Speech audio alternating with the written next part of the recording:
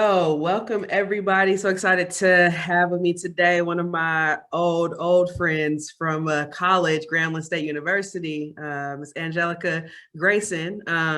She's also my sister, my sorority sister from Alpha Kappa Alpha Sorority Incorporated, Ski Wee.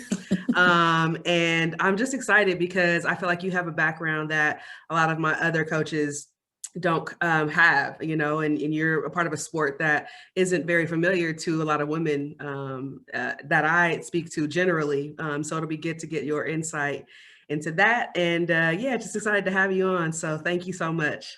Thank you. Thank you for the invite. When you first told me about it, I was like, oh, sure, absolutely. When can we start? Absolutely. So I totally support what you're doing.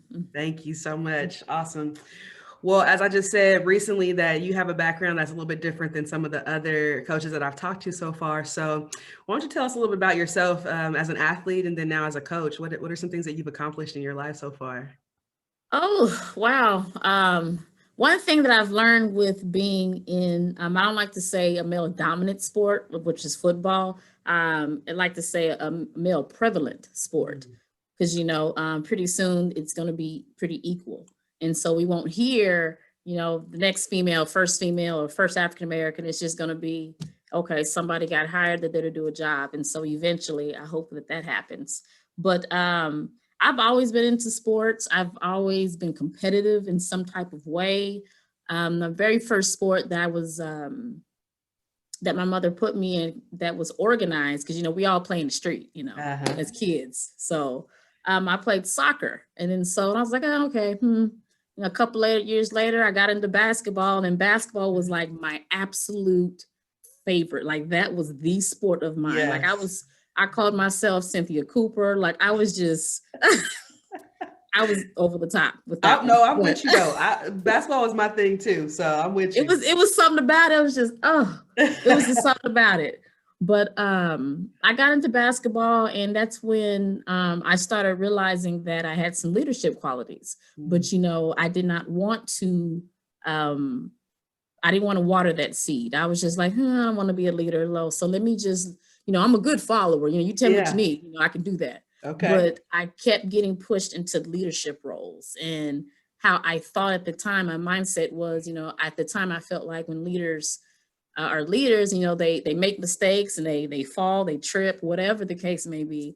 It was just like, I didn't want to be that leader to make mistakes. But as I got older, and as I was getting groomed by awesome coaches that I've had, and I've had some coaches that weren't so great. So I'm able to learn from both good and bad. And so that's what helped me to become the leader that I am today, was first of all, accepting that I had those leadership qualities and being able to take it and move on to the next project of life. And so converting from being an athlete and being a coach is so much fun. It's sometimes, people can tell you all day long, you need to do this, you need to do that, you need to do this. But me coming from an educating background in regards to teaching and coaching the youth, middle school specifically, they're very impressionable. They listen to everything that you say. And so taking those leadership qualities that I did not want to have, now I want all the leadership qualities so that I can help develop other future leaders. And so that's one of my goals, is develop future leaders, and just using flag football or just football in general to do it. That's awesome. And tell us where you are right now. Where are you working at now? What you're doing? I am the head flag football coach at the University of St. Mary in Leavenworth, Kansas. Nice. And so just saying that took me a lot to say. Okay. Because when I work around a lot of men, and so they have no problem tooting their horn. They have no problem saying what they've done. Yeah. And so I'm a bit more, hey, my play was show for me. No need for me to talk noise. Yes. So, but with the men, they spit out their resume. So a little bit of my accolades. I still hold the record in basketball at my high school, at North Crowley High School in Fort Worth, Texas, of the most steals in a game. And we still lost that game. But I had 15 steals that game. I've got the most assists and the most steals throughout the year.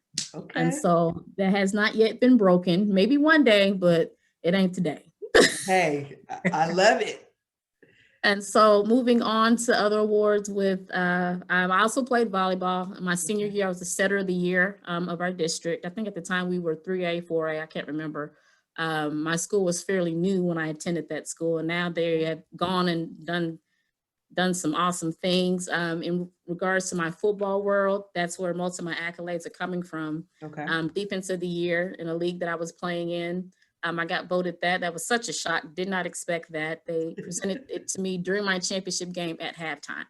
And so that's when I got defensive player MVP, basically. Wow. I'm part of Team USA 2017. We played in Canada. Gold medalist in that one. That was awesome fun. That was awesome fun to play with a group of women that from all over the United States playing in other states, and we all get together for the country to go play. So that was Yeah, pretty fun. Awesome that's experience. awesome. From that to some defensive trophies or just defensive stuff on my Texas Elite Spartan team here Okay. at Dallas Fort Worth on my team. So awards from there to first inductee to be in the Women's Hall of Fame. That's very big. That is huge. And so just some of those, so it's just some of those accolades, and just from being all-star to being a player coach right now. I'm still on my team. Eventually I'm going to retire my way on out and just be just pure coach. Yeah. And so I still have that ability to where I can not just coach you, but I can get out there and show you, and we're going to do it together. And so I love that. That is awesome. Yes, please to your horn, because I'm gonna tell you, I looked at your bio on St. Mary's website, and I say all that stuff. And I mean, hey, I think sometimes we try to be humble, because we feel like, we don't want to have that ego or lead with that. And I think it's a couple things. I think it's a fear of success. Sometimes it's the idea of like, if I was successful here, the expectation is set, right? And I have to always manage that expectation. Yes. But I also think it's another thing where we just like to be, let me show you type of people, versus let me tell you type of people. But as you mentioned, men do not do that. Like, they are quick to give you their resume of all the things that they've done and where they've been, and I think sometimes it's also that society knows their resume and they'll spit it for them, so in some words it kind of just keeps pushing it out. So thank you for saying all the things that you've done. I think that's prevalent to the conversation. It's prevalent to even the moment where you were coming together with figuring out, do I say this or not say this? And I'm glad that you did. So thank you so much. I think it's no problem. Valuable. And so you mentioned a little bit about having or recognizing that you had leadership skills from a young age. And I just want to know, like, in your mind, what were some of those skill sets that you noticed that you had? I would say with actually playing on the team is when I noticed that I had some leadership skills. I was, like I said, I've always been athletic. Just different things when I'm able to talk to my teammates and they respect me and they listen and they're receptive to what I'm saying. And at the same time, I can be receptive to what they're saying as well. So it goes hand in hand. But, there are people that I've run into where it wasn't as receptive. And so I typically will reflect on myself. Did I say it in an odd way? Because I'm always like, how do you feel? Because I'm always trying to gauge the other person's feelings and emotions. And so as I still refining the leadership qualities, I'm able to, that's what the teaching part comes in, where you have different learning styles. You've got different athletes. Absolutely. So I'm able to, according to who you are as a person, I'm able to say what I need to say, but in your language. Wow. And so it's not easy. Yes. Yeah. And I would say some of your teaching experience is very valuable in this conversation as well. And I think you hit something on a nail that I would like to just bring up real quick, is the idea that every athlete, has a different, like you said, learning style or coaching style or reception to communication style. And so with our program, we do focus a little bit on DISC personality training, where each of our athletes will go through a personality test where we're learning some of those behavioral traits that may exist in them so that we can help them learn how to communicate their strengths to people, communicate how they want to be seen, how they want to be heard. Because I believe that in athletics, a lot of times as female athletes, we tend to want to form to what everyone else is doing. Right. Yes. And I think that's where that leadership style comes in, is the idea of everyone is not the same. So feel free to not be the same as everybody else. Be yourself, Yes. and recognize that you are enough and that you can do anything you want to do. You don't need to have that cookie cutter mentality as everyone else does, and so Yes. that's so Yes. awesome. That's so awesome. And so So I just just want to think about, thinking out, I'm sorry, go go ahead, go ahead, ahead. go ahead, go ahead. No. And I was just saying, so thinking outside the cookie cutter, it's that dare to be different type situation. It's that, are you okay with being scrutinized? Are you okay with people talking negative things about you? And so with me, I'm one of those, I want everybody to like me. I want, I'm lilies and sunshine, unicorns and all that other stuff. Yeah. But I know that's not realistic. And so I've learned, you have to understand that not everybody is going to treat you like you would want to be treated, but at the same time, you got to teach people how to treat you. So all that is, I've learned over time, and I want the young people to get that now, so that when they do get up to a certain level and they do these interviews and they ask you, well, how much are you trying to get? Just teaching them, this is what you should say in the interview if you know that you're worth the pay that they're trying to offer you. Wow. And so little things like that I'm learning. I'm not gonna say late in life, but we didn't have Black women or leaders in role that look like us for us to understand. And not just Black women, we just females in general. Right. We don't see that a lot often. So when you do see it, that's when you do say, oh shoot, I can do that too. Shoot. Shoot. Absolutely. That's awesome. And then, so I guess another question that I would like to bring up, being that you use the words that you're in a male prominent, is that what you used? Prevalent, male prevalent career or, field. What are some of the barriers that you've had to overcome in that process, and like being a part of something that's so different than what most people are a part of? Well, just football. When you tell somebody, hey, what are your hobbies? What do you like to do? I play football, and they're thinking, oh, okay, you play in that lingerie league, and you don't want to get offended because they don't know, and so you educate and you say, no, I don't play in the lingerie league. Nothing against those who do play in it. It's just not my style. You might like chocolate, I might like vanilla. Either way, you like something, I like something, and so. Telling somebody that you play, even with women, you tell a woman that you play football, they're like, what? You playing football? You don't look like you should play football. And it's like, well, am I supposed to be looking busted? Like, there's some fine women out there that play some football, but there's women out there that you might not feel like they might not be so attractive, but somebody like them, but the point is, like, how can you say that you don't look like you play football? Like, what are you supposed to look like? And so that's where the mind thing comes in. And so if you just reimagine, that's our logo for the league that I play in, the WNFC, Women's National Football Conference. And my tackle football world is reimagine football, reimagine women playing football, and don't just reimagine them in the kitchen making sandwiches and that whole stereotype stuff. Yes. But reimagine something outside the cookie cutter and something bigger than yourself, to where everybody can get a piece of the pie. Wow. That is like some nuggets right there. I don't know. On so many levels, because redefining or reimagining what something should look like is the goal, and I feel like as women, I think we often have to put some sort of thought into how we have to present ourselves to certain people, but because of the way that they imagine that we should be, right?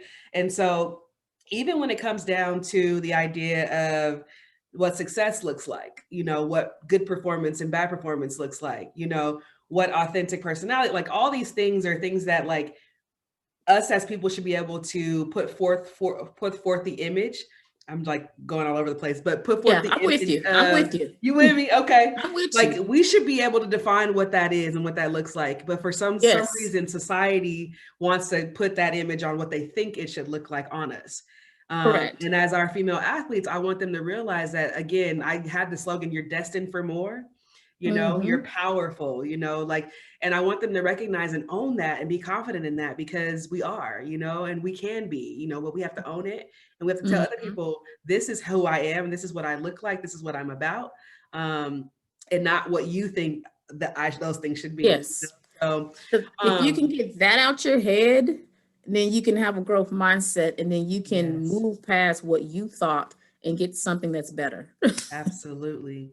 That's awesome. And I want to go back to something, you're talking about your high school days and just, owning some of the things that you've done and you've been successful in. Just tell me a little about like your parents and their role in, your growth through middle school and high school and developing those leadership skills, those performance goals that you've been able to accomplish. How were they as parents to you? Any insight to parents that we can give and provide? Yes. Well, my parents were divorced, I would say, when I was like 2. I have an older sister, and so we're 7 years apart. So I'm 37 and she's what, 44, 45, something like that. But and so she got to experience living with my parents together. So when I came around, I don't recall too many things. I was born in Oklahoma. So when I lived there, and so when my parents divorced, my mom decided she wanted to move to Texas Okay. for my sister and I to just basically start over and sprout. So we came to Texas, and then basically my mom was a single parent for a while. So it was the village that helped me get to Mm, my practices. It was the village that helped me, eat some nights when my mom was working late or wherever the case might have been at that mm. particular time. But it was the village that helped me with everything. And then, when Christmas came around, Santa, give me some basketball shoes, how Santa do, Yes. hook me up for the year. And so my mother was very supportive in that aspect. Good. And so she didn't come to a lot of games because she was that working parent. And so Yeah. she was a teacher. And then when she got off her teaching job, she went and worked at, back in the day, it was called Eckerd. So she worked at basically a pharmacy at night. And so by the time she came home, I was either in the bed or getting in bed for the next day. And so it was then on the weekends is when we had our mom. And so my older sister was really the person that was there most of the time. So when she went out with her friends, I tagged along, and that's when Yeah. I started being extremely active with everybody else's siblings. So the people she hung out with had siblings that are about my age, Mm. and so that's when I began to uh, just see certain things when I'm playing with my friends in the street. I'll be, hey, well, we got so and so, we got so and so. And then when people start listening, you're like, wait a minute, hold up, they listening? And Yeah. so you begin to see and try to use your powers for good, basically, and not for Right. bad. But when I got to the middle school years, which is like your odd years, seem like. Mm. So when I got to my middle school years, I actually wanted to play football when I was in the 7th grade, but I was unable to play. Well, not unable, but the volleyball coaches were like, well, if you play 1 year of football, then you're going to be 1 year behind when you get to 8th grade and you want to play Mm. volleyball. And I was like, dang, I'm competitive. I was like, well, I don't want to be behind. I don't know So, behind. I'm trying football another time. But we had a girl that was a cheerleader and she played football. So Oh, when wow. I'm in the locker room, I'm putting my little tights on and she's putting on football attire. And so that was when I was really getting into, like, I want to play that. This is what I want to do. And Yeah. I still played, in the street with the boys. If there were girls that played, they would have been there, but I was typically like the only girl. And just still noticing leadership qualities. If I was like the class clown that particular day, the teacher would say these, those words. Hey, you're really a good leader, but the kids follow everything that you do. If you Yeah. just da da da da da, you hear that and you keep hearing it over and over, and you're like, maybe I do have some leadership qualities. And so you begin to water that seed a little bit, and then you Right. begin to see and test yourself. Well, I did. I remember doing certain stuff, and at the same time, although I did certain stuff, I was still a teenager. I still did Right. stupid stuff. And Yes. so then when you did the stupid stuff, and then you would hear from your coach, well, I can't believe you did that. You're the leader of the team. Because one time I overslept for a basketball game when I was in high school. And I came late to the game. I came late. And if my coach didn't cuss me, chew me out so good, and I think that was the moment I was like, you know what? I can't do things like that if I've got this leader thing going. Yeah. And so that's when I started getting it together, because I had coaches to help pour into me and help get me through the hard stuff in life. And so once I got to college, it still developed. When I went to a private school, actually NAIA school, in Oklahoma before I transferred to Grambling. And when I got to Grambling, the leadership skills are still developing. And then my own peers voted me to be the captain. And so just those things are just constantly developing. And on the team that I'm on now, typically the team, they respect me a lot. I respect them as people. I don't mind pulling them to the side and just talking with them. And like I said, I can receive information as well. And so typically on my team, I get voted captain, and I'm the leader of my position groups of the linebackers. And so I just keep getting these leadership roles. And so at this point, if it's showing up 4 or 5 times in my life, I might want to, God's putting it there for a reason. Absolutely.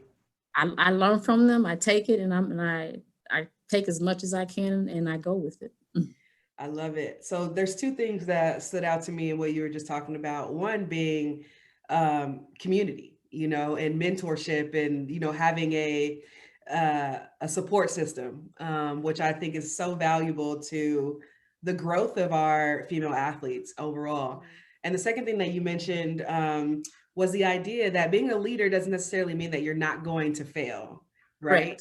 What it means is that you're going to find a way to be better next time, or grow through that process, and teach others how to do the same thing. And I would say one of the greatest things about being a leader is that you can tell your story, right? And your struggles and your successes as well, and help motivate others to not have to hopefully go through those things or those barriers, or the skill sets to get through them, right? Correct. So I think that's amazing, that your story is indicating that. And so I guess for me, is there any particular coach that maybe stood out to you as someone that was a great mentor to you? And maybe what were some of their characteristics or why they were a good mentor to you? I'm going to start off with my high school coach. Okay. She only coached me for 3 years, and she was in her mid-20s when she coached us. And so for her to be how she presented herself, like you would have swore she was 40 something, but she wasn't. But she was very mature. She played with us, but at the same time, she was business. Right. Like you knew when to push and when not to push. And so her name is Stephanie Gray, and she has, like, when I would have issues with whatever, or my demeanor wasn't right, she knew how to, like, that particular day she would like yell at me, and then that's when I was already sensitive. And then so she would be like, go to the locker room. And then I would go to the locker room, and she would actually sit down and talk to me. She wouldn't chew my head off. And so she was the person that helped me be different. She was the person that helped me change some of the bad qualities about myself. Like I remember tripping some girl in basketball on purpose. I can't believe I did that. I tripped her on purpose. I was mad because I got a foul, stupid stuff. Yeah. So my coach, she just, I'm short anyway. So she's just looking over me, and I was just like, oh my God. Like I've never seen her that mad, but she did it in front of everybody in the gym, and sat me down the remainder of the game and made me apologize like I was 5. And I remember I ran all week for that. And so I learned from that situation, I learned that no matter how mad you get, it's not okay to do what I just did. But it's okay to be mad, but I need to learn how to respond better than what I did. Absolutely. So if I were to go back to that situation, I would not have responded that way. I would have responded in a better way, like go get a steal, or play some hardcore defense, let's get an assist. But I didn't have that mind frame then at that time. And she helped me to respond better to situations. And so when I respond better in my games, then that's going to equate to what? Life. Yeah. So when everything happens to you in your life, that it's a quote that says, life is 10% of what happens to you, but 90% of how you respond. So if you just respond 90% of the time, that 10% is going to be nothing. And that's the same attitude that we have in football, that football is 10% physical, but 90% mental. Because you got to know what the heck you're doing before you do the 10%. Absolutely. And I think that's so valuable because you see it. Like, I'm even certified in mental and peak performance, and you see it coming up so much now. I feel like through COVID and just the idea that we're trying to take athletes to different levels and things like that. And so, when especially on the softball field, we always say this thing: you got 5 seconds to whatever you got to do and let it go, because the more you hold on to it, it's actually more selfish and harmful to the team than it is good, So when you stop and reflect on yourself, you're not reflecting on what the team can do to be better. And sometimes that causes, performance to go down and overall, and so the idea is that, like you said, go through the reaction, respond in the way that you need to respond, and move on, right? And so and that's not saying you're sweeping it under the rug. No. That's not saying that. You're still addressing the issue. Yeah. You're just addressing with a better response. Absolutely. So one of the things that is super, I feel like, hard to teach, it's hard for our athletes to have now, is the word confidence. And it's the idea of that mentality of being confident. And I just wanted to know, like, from your perspective, do you have any advice for how athletes can help build confidence? Affirmations. Saying, what you think, and what you think, you say, what you say, you do, starting with your mindset. And that's something that I'm learning now. If I knew this way long ago, I'd be wherever else I'd be right now. Yes. But I'm thankful, I'm grateful. But just knowing what to do in certain situations. Yeah. Like we said, is learning how to respond. Yes. I think that our athletes, just telling them, hey, you can do this. You can do this. Hey, you made a mistake, but let's try it this way. Let's see how we feel about this way. Are you uncomfortable yet? Because if you're not uncomfortable, then why are we here? I need you to grow, but let's be uncomfortable with this situation right now. Wow. Telling them and just building them up, and then you got to start with something in the mornings or throughout your day, on your way, before social media gets to you. I am abundance of love. I am happy. I am just all these positive affirmations, just starting off with that. And I believe the rest will follow. Absolutely. So a couple of things to that. I do affirmations as well. So I agree with you 100%. I think it has done a lot tremendously for my life and my growth. And, people always say, like, you always seem confident, or you always seem so sure of yourself. You're a coach, like, you speak in front of people all the time, and it's just like, no, you don't understand. Like, I'm really an introvert. Like, I really don't like to be out there like that, but I have this personality where I have this drive to inspire, to influence, to impact. And those things drive me every morning. But every morning I still got to get up and tell myself I am confident. Like, I am enough. Like, there's been so many things, and I think it's valuable. And I hope that, like you said, I wish that I knew some of the things that I knew now then. How much more successful would I be, or how much more comfortable in my own skin alone would I be? How much more authentic would I be to myself? And so thank you for saying that. I also did a webinar last week on the top 3 things that I feel can help boost confidence. And so your why is one of my things that I like, understanding your why. The idea of having some sort of preparation, trusting the process. Some of the things that you talked about as far as, I lost my train of thought, like the growth mindset, like being prepared to know how to react, how to respond. And then the other one was having a hype person, like a hype woman or something. So kind of like a coach, right? Yeah. Like, I'll push you when you do good, but I'm gonna push you when you're not doing as good as you could, And so literally, those are the things that I said. And so how you mentioned it, I feel like you kind of related a lot. So I appreciate you for Oh, absolutely. saying that and It's confirming that. like, so when I'm recruiting students, Yeah. future student athletes, like when I'm talking with them, you know, they, at this point, because there's not a lot of schools participating in flag football, it's about 13 to 15 of us right now. Okay. And so each school has its own culture. Each team has its own culture. Yeah. And so you got some student athletes who go and they're shopping. I like to call it shopping around, Yeah. rather than being like, you know what, I like this school, I like the program, and I like this coach, rather than just going off of, well, you know, they're gonna pay me this, this, this, and this. Yes. So if you got two schools that are paying about the same, and it's like maybe $1,000 difference, go Yeah. with the best fit. Oh, That's what's going to count in the long run.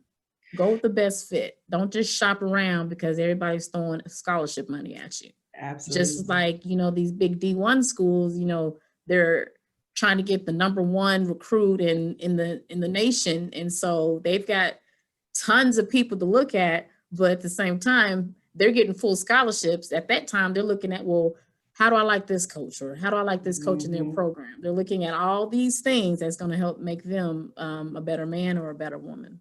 Absolutely. And I think that's a great segue into the recruiting conversation. So Mhm. that's awesome. So tell me, what are some things that you look for in your recruits? Like, what are some things that may stand out to you? How they talk, because I'm intellectual. I want to hear how you speak.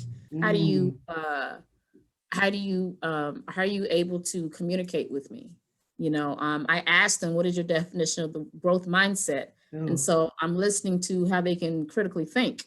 But they, you know, these are the things, you know, that I listen to. Because what if I want you to come to speak one day in front of a group of kids? Are you going to be able to be up there confidently Wow. and talk? And so you might not be able to do it now, but I'm going to teach you how to get up in front of. Sometimes I got to push you out there though. Yeah. But I'm looking for what's your GPA like? I have a young lady who's got like a 2.7, 2.8.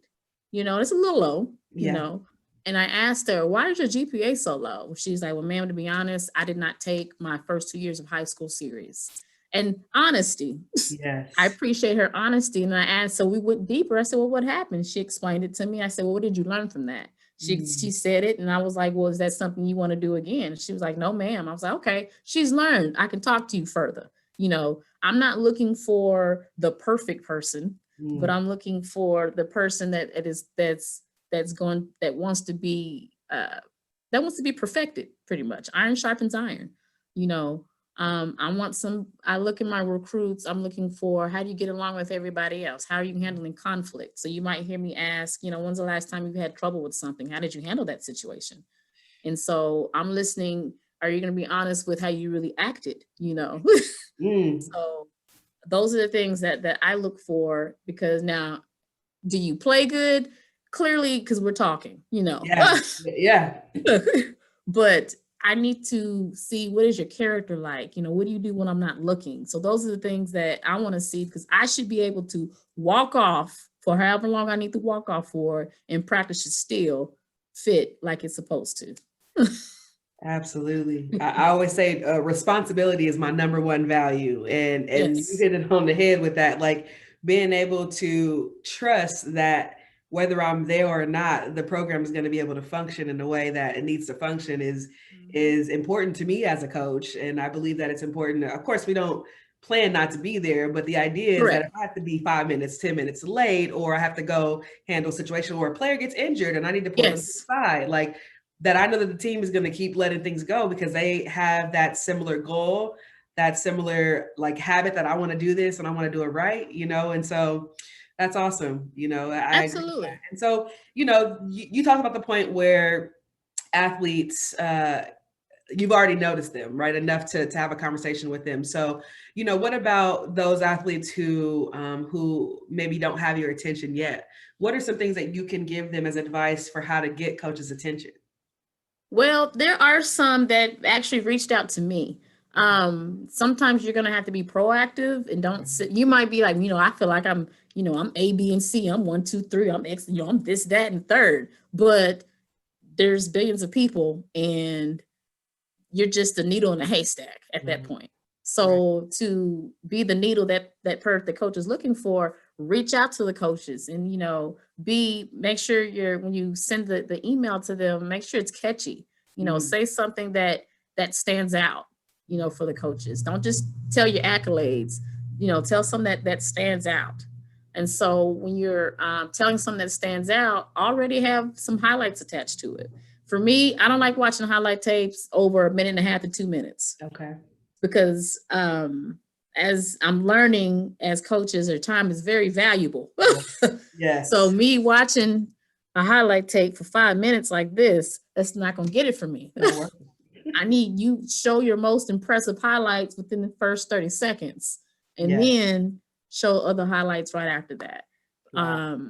So reach out to the coach, attach some highlights to it. If you don't have any highlights, due to COVID or whatnot, then my advice is to send you doing some footwork, some ladder work and send that in to the coach so they have an idea, because I could tell a whole lot about your footwork and how you move your body. Yep. So sending those things, because don't wait for the coach to say, well, do you have any highlights? And you have highlights. You should have sent that to me in your first email. Already have it set up and ready to go. And then from there, what I do is then I want to talk to you a little bit more. Hey, I saw your highlights. I like what I see. This is what I noticed. Yeah. And I like to tell people what I see, not negative, but correcting in their highlights, what I've noticed. One particular, a young lady out of Georgia, I was talking to her, and she plays defense. She's playing a corner.